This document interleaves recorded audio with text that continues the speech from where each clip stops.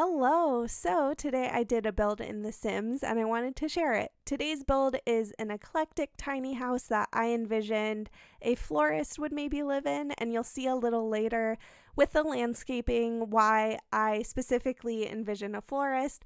I definitely went a little crazy with the landscaping, and you can see I'm also manipulating the terrain because I really wanted this to feel like a really natural, kind of unkempt yard.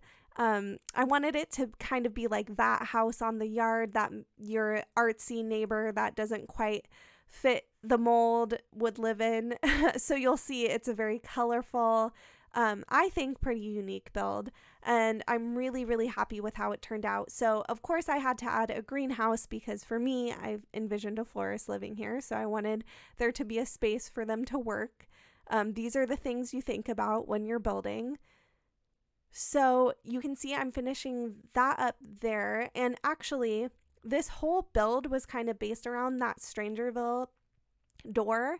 I wanted to use that pink swatch and just have it really stand out in the build and kind of, I guess, celebrate that door. It's easily my favorite door in the game. So I just really wanted to use it in a way that would really have it stand out. And I think I accomplished that.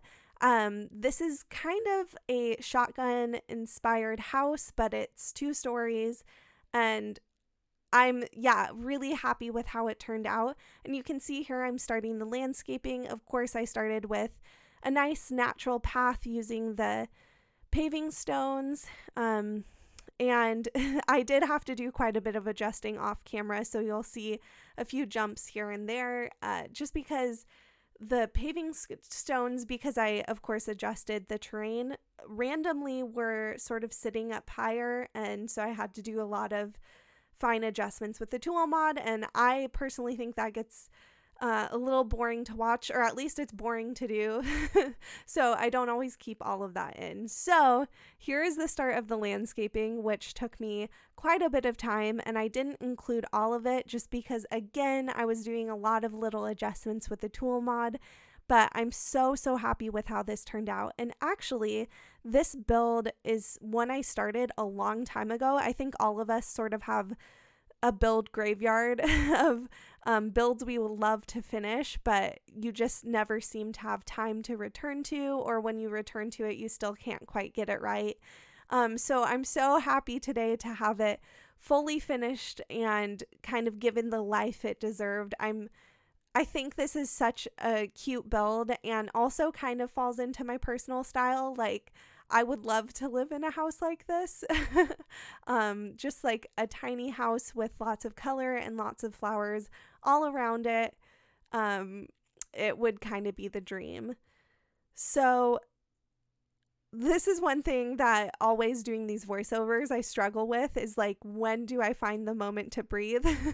So I find myself holding my breath. So I'm really trying to work on actually letting myself breathe when I'm doing this. So if you notice any long pauses, I'm just actually taking a nice deep breath, and then moving on with what I'm saying. I'm trying to learn to do this all a little bit better.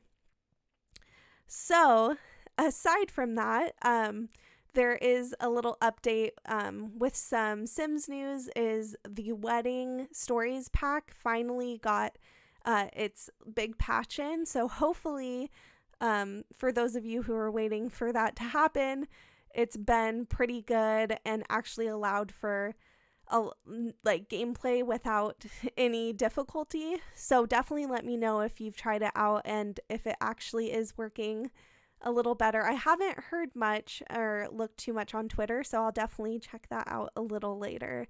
So you can see here I'm starting on the kitchen, and the colors I wanted to use in this build was, I wanted to use a lot of yellow and pink because those are my favorite colors. Yellow is my favorite color, and so I wanted to add in a lot of yellow as well as pink because, of course, we're using the pink door.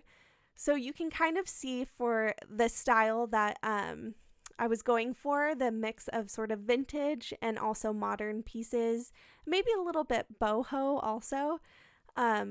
But I'm just so happy with how it turned out. Oh, and that random 3 tile room, that's going to be a bathroom. I almost forgot to add that in, but right at the end I remembered and added it in. So if you're worried about that, it will be addressed. So you can see I'm starting on the upper story of the build and starting, of course, with a gallery wall. I wanted this to kind of have just about everything you needed. So of course I added in kind of, I guess, a more built-in workspace. I just imagine the person living, or the sim living here, would have a built-in workspace. So again, we're going with eclectic. So I wanted to use some cool wallpaper, and I actually used that snowy escape shelf as a kind of faux headboard, and I've never done that, and I think it looked pretty cool. And then I could use it as sort of built-in nice nightstands. And actually, with getting to the bathroom, we're almost at the end of the build, because I, for some reason, always in my building bathrooms. So you can download this on the gallery. My origin ID is SimmeredJess.